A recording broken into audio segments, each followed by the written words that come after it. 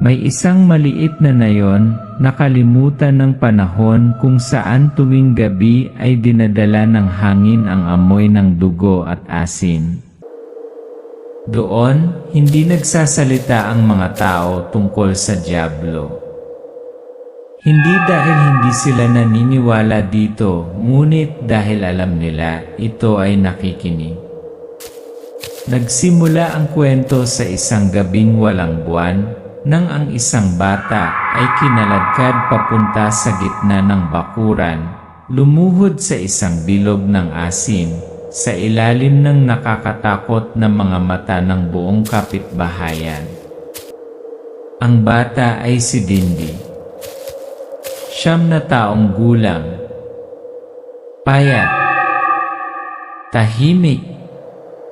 Ngunit sa kanyang mga mata, mayroong isang bagay na hindi tao.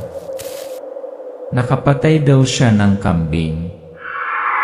Sinabi nila na nagnanasa siya ng hilaw na karne. Sabi nila anak siya ng isang aswang, isang maitim na nilalang na sumisipsip ng mga kaluluwa sa gabi. Ngunit ang tanging walang sinabi ay si Dindi mismo. I don't know. I'm just hungry. Sa sobrang gutom gusto niyang kagatin ang sariling kamay. Mula sa bakuran ng nayon hanggang sa lumang bahay.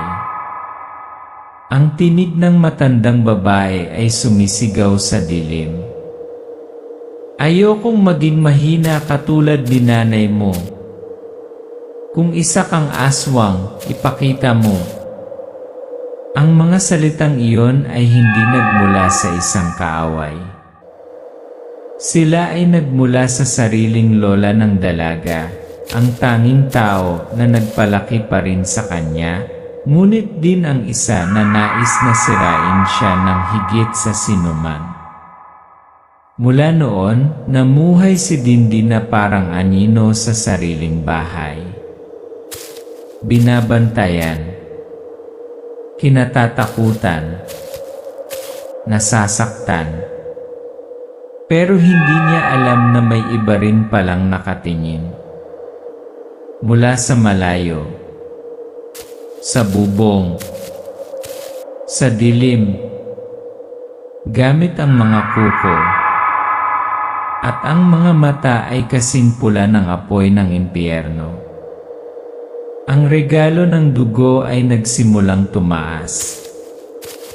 At ito ang kwento ni Dindi, isang batang may halong dugo.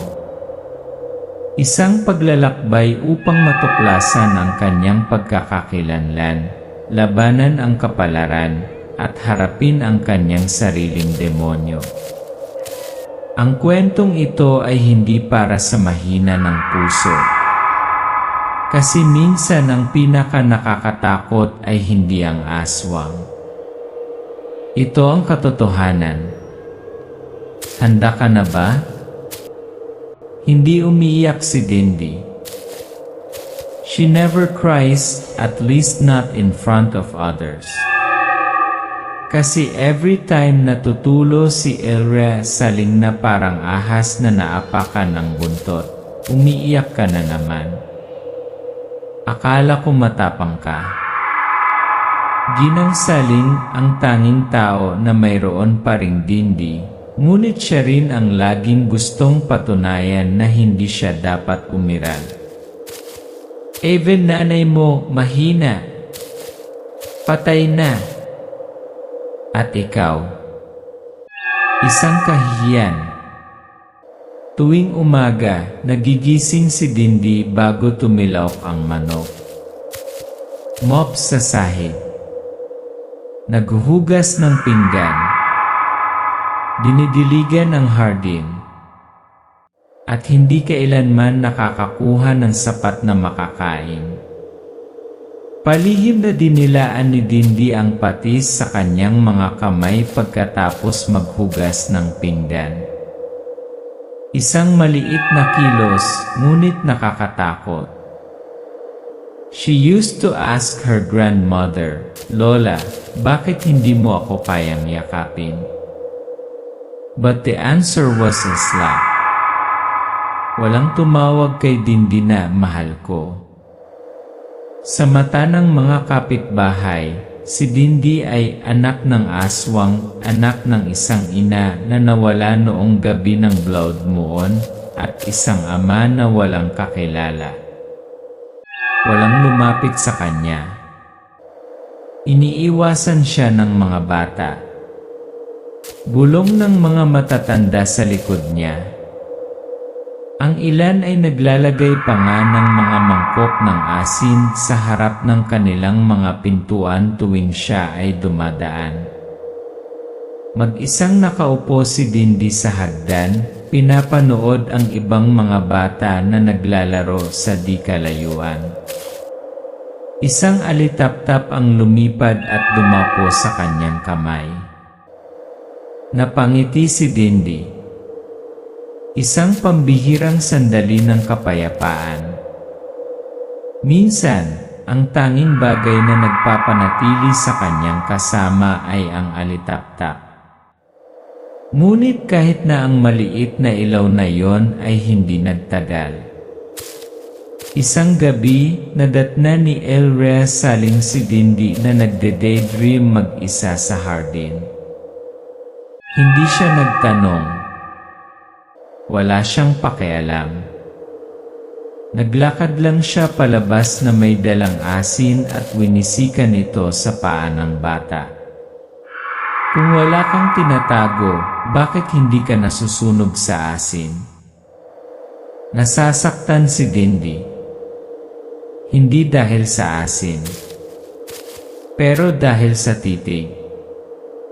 Ang titig na iyon, parang gusto nitong sunugin ang kanyang kaluluwa.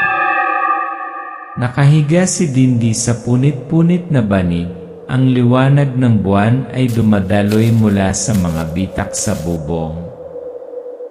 A whisper echoed from afar, anak ng demonyo yan. Huwag mo siyang lapitan. Hindi naintindihan ng batang babae kung bakit. Basta alam niya iba siya. At sa kanyang maliit na puso, ang tanong ay patuloy na tumutunog. Kung hindi ako tao, ano ako? Mula sa gabing iyon nagsimulang marinig sila ni Dindi. Mahina ang mga tunog, parang mahinang paghinga malapit sa kanyang tainga. Minsan ay isang pagtapik sa sahig. Minsan isang boses na tumatawag sa kanyang pangalan mula sa likod ng malamig na pader na lupa. Dindi. Dindi. Anak ko ni. Noong una, akala niya panaginip lang iyon. Ngunit pagkatapos nagsimula ang kakaibang gutom. Hindi gutom sa pagkain. Ibang bagay. Sa tuwing nagluluto ng karne si Ginang Saling, kailangang pigilan ni Dindi ang sarili na sumugod na parang hayop. Nakatayo si Dindi sa kusina. Namumula ang mga mata, malalim na nilalanghap ang amoy ng inihaw na karne. Biglang kinuyom ng kamay niya ang kutsara kaya napayuko. Nagulat siya, ano ang ginawa niya? Ang kapangyarihang iyon ay hindi sa isang normal na tao. At alam ni Dindi may nagbabago. Isang gabi, nang magsagawa ng ritual ang buong baryo sa pagtataboy ng aswang, pagwiwisik ng asin sa paligid ng bahay, pagsunog ng bawang, at pahid ng dugo ng manok sa mga bintana, tahimik na nakatayo si Dindi na nanonood mula sa malayo. Ngunit habang lumalapit ang usok ng bawang, bumagsak siya. Nakangati ang kanyang balat, nanlabo ang kanyang paningin. Bakit ganito ang reaksyon ng katawan? Bakit masakit ba ang usok? Nakita ito ni Ginang Saling at nagsimulang maghinala sa pinakamasama. Nakakulong si Dindi sa kanyang silid, ang kanyang ulo sa kanyang mga kamay. Ang mga bulong ay umalinaw sa kanyang isipan, mas malinaw kaysa dati sa pagkakataong ito. You are not a monster. You are my daughter. Don't let them kill you. Isang alaala ang bumangon, malabo, ngunit nakakapanghina. Isang dalagang tumatakbo sa kabubatan. Isang bagong silang nasanggol sa kanyang mga bisig. Mga hiyawan. Ang liwanag ng isang tanglaw. And a man's voice shouting, ubusin ang mga aswang. Hindi alam ni Dindi kung totoo o panaginip. Pero sa puso niya, may naramdaman siyang nabasag, parang isang lumang salamin na nabibita. Mula doon, sunod-sunod ang mga pangyayari. Isang patay na kambing na may malalim na kagat. Isang manok na may dugong sinipsip. At si Dindi nagising na may dugo sa kanyang mga kamay, habang blanko ang kanyang memorya. Dumarating ang mga taga-nayon, may dalang asin, bawang, lubid. Kinaladkad si Dindi sa gitna ng bakuran. Isang bilog ng asin ang nagwiwisik sa paligid niya. Kung hindi ka aswang, tumayo ka sa asin. Lumuhod ang dalaga. Nanginginig siya. Namumula ang balat niya. Kumibot ang kanyang mga mata. At nag-iba ang kulay ng kanyang mga mata, kumikislap ng mahinang pulang ilaw saglit. Kakasimula pa lang ng bangungot. At si Dindi nahawakan pa lang ang unang layer ng katotohanan. Ang katotohanan tungkol sa sarili niya. At tungkol sa dugong dumadaloy sa puso niya. Dapit hapon. Pula ang langit. Tahimik na nakaupo si Dindi sa sulok ng bahay. Nakatingin sa siwang ng pinto. Mga mata na walang buhay. Nakabaluktot ang katawan na parang nakulong na hayop. Mula noong gabing lumuhod siya sa bilog ng asin, lahat ay hindi na pareho. Hindi na nagugutom si Dindi. Pero nauuhaw. Uhaw na uhaw. Nauuhaw sa isang bagay na hindi niya pinangarap na pangalanan. Pero kapag natatakot tayo sa sarili natin, kumakapit tayo sa taong pinagkakatiwalaan natin. Para kay Dindi, ang taong iyon ay si Tiopido. Si Tiopido, ang magiliw na tiyuhin, ang nag-iisang taong nagdala sa kanya at ng kanyang ina ng mga natirang pagkain, na dati ay tinatapik ang kanyang ulo at bumubulong, "Hindi ka masama, Dindi. May dahilan ang lahat." Ngunit isang hapon, hindi sinasadyang nakita ni Dindi ang isang bagay na hindi inaasahan ng sinuman. Napadaan si Dindi sa lumang kusina ni Chiopido. Dimang ilaw. Isang bakas ng sariwang dugo ang umabot mula sa pintuan papasok sa bahay.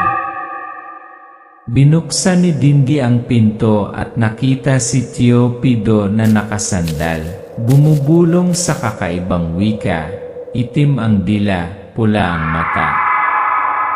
Sa harap niya ay isang putol-putol na bangkay ng hayop. Gusto niyang sumigaw pero nanigas ang lalamunan niya. Nanginginig ang mga kamay niya, kumakabog ang puso niya. Hindi iyon ang taong pinagkatiwalaan niya.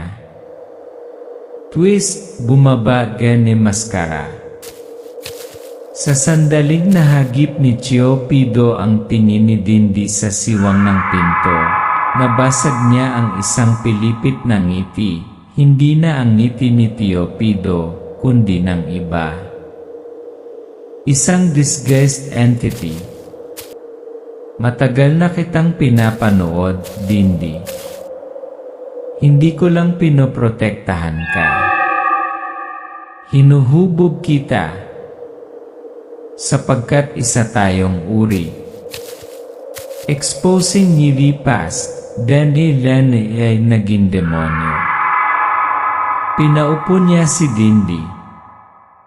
Pagkatapos ay sinabi niya sa kanya na ang kanyang ina, si Delia, ay dating mahinang tao, ngunit maling inakusahan ng mga taga-nayon bilang isang aswang. Nagwiwisik sila ng asin sa katawan niya. Ibiniti nila siya sa isang puno. Nagbuhos ng katas ng bawang sa kanyang bibig. At noong gabing iyon iniligtas siya ni Pido. Pero hindi para tumulong, ngunit upang imagkalakal. Isang kapalit para sa kapangyarihan. Isang ina kapalit ng isang anak. Dindi ay resulta ng isang ritual ng dugo sa pagitan ng isang pinagtaksilan na tao at isang demonyo. Paghatagap, hatred ili genetics. Dalawang linya ng dugo. Dalawang sumpa. Isang bata ang nakatayo sa gitna ng labanan. Nagmana si Aswang parang si Dindi. Yes! Nilikha ni Aswang mula sa puot, tulad ni Romela, ang babaeng pinatay, pagkatapos ay muling nabuhay para lamang maghiganti. Chiopido wants to manipulate both, isang lahi, isang paghihiganti. Pero ayaw ni Dindi na maging karugtong ng trahedyang iyon. Isang tagpo ng habulan sa kabubatan. Tumakas si Dindi. Sa likuran niya ay may sumisipol na tunog ng mga pakpak ng paniki. Isang halimaw ang nalaglag na ang anyo ng tao. Sa kamay nito, ang simbolo ng panunumpa sa dugo ng sinaunang angkan ng aswang. Dindi, anak ka ng kadiliman. Pero sa pagkakataong ito, hindi na lumuhod si Dindi. Hindi ako pipili ng kadiliman. Hindi ako ikaw. Bahagi ng katotohanan ang nabunyag. Ngunit matakasan kaya ng dalaga ang masamang pamana na unti-unting namumulat sa loob niya. O ang lahat ba ay itinakda ng dugo, ng kadiliman, ng kapalaran mismo? Pumili ka, Dindi. Dugo o liwanag? Ano ka? Tao? Demonyo? Pareho. Spiritual dialogue, alongside ganipilin. Hindi galing sa labas ang boses. Nanggaling ito sa loob niya. Ang isa pang sarili ay lumalaki, mabangis, ligaw, gutom. Tumingin siya sa kanyang mga kamay, ang kanyang mga kuko ay tumalas, ang kanyang mga mata ay namumula. Panaginip, bulong, gutom ay tumatawag sa kanyang pangalan. Ngunit pagkatapos lumitaw si Romela. Lumabas si Romela sa kadiliman, basag-basag ang mukha, duguan ang buhok. Malabo ang mata sa pagitan ng tao at demonyo. Pero may kakaiba. Sa unang pagkakataon, hindi siya umungol. Umiyak siya. Dindi, patayin mo ako. Bago ako wala na sa sarili ko. Romela, kamag-anak lang ni Dindi, aswang din ngunit hindi tulad ni Pido. Siya ay naging demonyo dahil sa kalungkutan, hindi sa pagpili. Yan ay panghuling laban, yan ay kadiliman, ihinagpahayag. Biglang umalingaw-ngaw ang isang namamaos na tawa. Inihayag ni Chiopido ang kanyang tunay na anyo. Wala nang takas. Lahi kayo ng dilim. At ngayon, ang huling sakripisyo. Mula sa itim na usok, lumitaw siya sa isang nakakatakot na anyo. Mapupulang balat, mahahabang kuko, pakpak na parang mga paniki, dugong tumutulo mula sa kanyang bibig. Sumiklab ang labanan. Sinugod ni Romela si Pido, hindi para manalo, kundi para hilahin siya pabalik. Nag-alinlangan si Dindi, ang kanyang mga mata ay napunit sa pagitan ng pagpatay sa kanyang mga mahal sa buhay o pagpapalaganap ng kasamaan. Isang mabangis na eksena sa pakikipagbuno sa pagitan ng mga tao at mga demonyo. Sumiklab ang apoy, nagsimulang gumuho ang simbahan. Sa isang nakamamatay na sandali, sumisigaw si Romela. Dindi, tapusin mo na.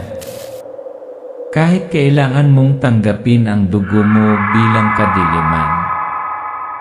Huwag mong hayaang tukuyin ka nito. Sumugod si Dindi, itinutok ang pilak na kutsilyo sa puso ni Chiopido. Isang nakakatakot na sigaw ang bumalot sa kalangitan. Nanginginig ang lahat. Sumabog ang windows. Ang itim na usok ay lumilipad kung saan-saan. Si Romela ay natangay sa guho. Sakripisyo, yan ang huling alam. Pagkatapos ng labanan, gumagapang si Dindi palabas ng nasusunog na simbahan. Dugo ang mukha, liwanag ang nasa mata. Tumingala siya sa papalubog na langit sa unang pagkakataon na walang bangungot. Romela, hindi ka nahalimaw. Naging tao ka na naman bago ka mamatay. Ako naman hindi ko pinili ang kadiliman. Pero tinatanggap ko ito sa loob ko. Hindi para pumatay, kundi para protektahan sila.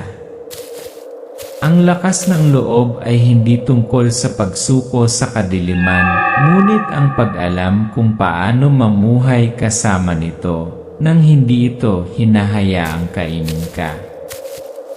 Nakaligtas si Dindi. Ngunit tapos na ba talaga ang sumpa? O natutulog lang sa dugong unti-unting lumalamig? Isang madilim na umaga.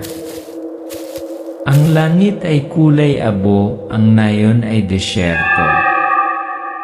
Nakatayo si Dindi sa harap ng nasirang simbahan, ngayon ay tambak na ng abo. Ang kanyang buhok ay marahan sa hangin. Ang kanyang mukha ay kalmado, ang kanyang mga mata ay nakatingin sa malayo. Akala ng lahat ay patay na ang dyablo, na ang labanan ay ang katapusan. Pero sa puso ni Dindi may hindi pa tapos. Integration o mask lang. Nakaligtas si Dindi. Nagsimulang magbago ang ngayon. Tumigil ang mga tao sa paghahagis ng asin nang siya ay dumaan. Wala nang bumubulong ng aswang. Siya ay inilipat upang manirahan sa ibang pamilya, malayo sa nayon. Nagsimula siyang pumasok sa paaralan. Kumakain sa iisang table. Tumatawa. Ngunit gabi-gabi kapag umihip ang hangin sa bintana, nagising pa rin siya ng may panimula. Gabi. Umupo si Dindi sa dilim. Ang nanginginig niyang kamay ay pumunta sa kanyang balikat, may bagong gasgas doon, manipis ngunit malalim, namumula ng sariwang dugo. Hindi ko matandaan kung sino ang gumawa nito. O ako ba? Tuwing umaga, tila nagliliwanag ang mga mata niya saglit. Sa tuwing nakakakita siya ng dugo, mas mabilis ang tibok ng kanyang puso kaysa karaniwan. Matad sa dilim. Naramdaman ni Dindi na may nakatingin sa kanya. Hindi sa mali siya. Hindi sa put. Ngunit sa naghihintay. Ilang gabi, tumitingin ako sa salamin at nakikita ko ang isang anino ng isang bagay na nakatayo sa likod ko. Ngunit kapag lumingon ako, walang tao. Sa paaralan, ang kanyang mga kaklase ay nagsimulang magkaroon ng bangungot. Isang puting halimaw. Pulang mata. Nakatayo sa harap ng bintana. Medyo malapit tuwing gabi. Iyan dugo jay dumalo nagising. Sabi nila, minsan aswang, palaging aswang. Pero kung hindi ko ito pipiliin, mapipili ko bang tanggihan? Nagsusulat si Dindi sa kanyang diary gabi-gabi. Natatakot na kung hindi, makalimutan niya kung sino siya. Nakatayo si Dindi sa harap ng salamin. Nakatitig siya sa kanyang mga mata. Sa salamin, lumilitaw ang isang kislap ng mga pulang mata. Bahagyang ngumiti siya, kalahating inosente, kalahating nakakatakot. Sino ako? Isang bata. Isang demonyo. Oh, may bagong nabubuo. Hindi pa tapos ang kwento Dindi, yan gitaong inay dalawang dugo. Malapit yan